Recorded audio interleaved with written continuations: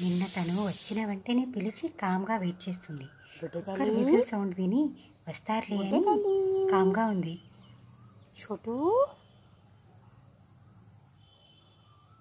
So మేము త్వరగా రాలేదని చూసి మెల్లగా బయలుదేరడానికి వెళ్ళింది అనుకున్నాం. కాదు, ఆ చెట్టు దగ్గర వెళ్ళి పిలవడం మమ్మల్ని.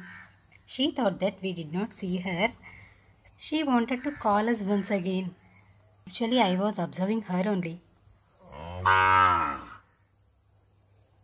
అవుట్ సైడ్ గార్డెన్లో తులసి కోస్తూ ఉంటారు, మందారాలు. పోనీ అక్కడేమన్నా ఉన్నారా అని వెతుకుతుంది, మేమెవరన్నా ఉన్నావా అని. తీక్షణంగా అమ్మని పిలుస్తున్నావా? చోటు చోటు అమ్మని పిలుస్తున్నావమ్మా? అంబా.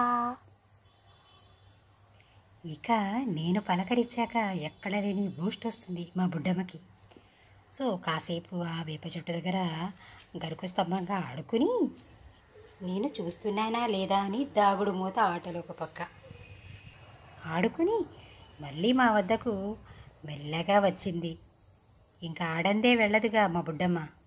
ఇక అమ్మగారు వచ్చాక ఇలా ఎంచక్క రెడీ చేయాలి. కుంకుమ బొట్టుతో నెక్స్ట్ బొట్టు పెట్టాక ఎంచక్క ఒడిలో పడుకుని కాసేపు నిద్రపోద్ది.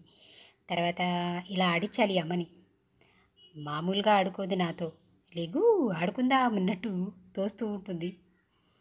బుజ్జి మాటలు చెప్పాలి బుడ్డమ్మకి. తరువాత తనకి నచ్చిన ఆ బుజ్జి బకెట్లోనే ఫుడ్ ఇవ్వాలి. వేరే పెద్ద సైజ్ బకెట్లో ఇచ్చినా అది ఏంటో అని కన్ఫ్యూజ్ అయ్యి తినదనమాట. చూడండి ఎన్ని తంటాలు. అవసరమా అంటాను. చిన్నారి చిన్నారి చోటు. మా బుడ్డమ్మ ధ్యాసంతా మా ఇంటి వైపే ఇంతే ఇలా చూస్తూ ఉంటుంది. చోటు చోటు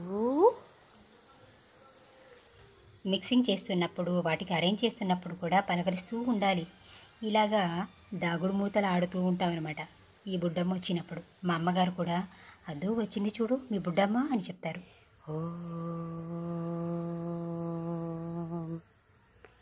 oh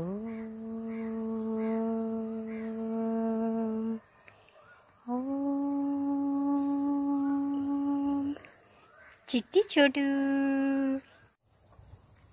when she feel completely happy.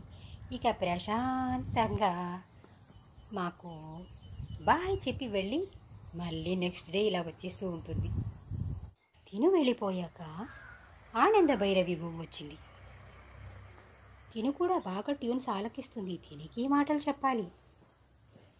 బంగారు తల్లి బంగారు తల్లి ఆనంద భైరవి. బంగారు తల్లి శ్రీమాత్రే నమః. మంగళగౌరి పూజ కోసం వచ్చావా? ఆనంద భైరవి శరణు తల్లి శరణు. వీళ్ళందరూ చాలా ప్రెషియస్ కిడ్స్ మాకు. ఎంత సోల్ఫుల్గా వస్తారు. ఇచ్చింది తృప్తిగా భోంచేసి తనివి తీరా కాసేపు సేద తీరి ప్రశాంతంగా వారి వారి గమ్యాలకు వెళ్ళిపోతుంటారు.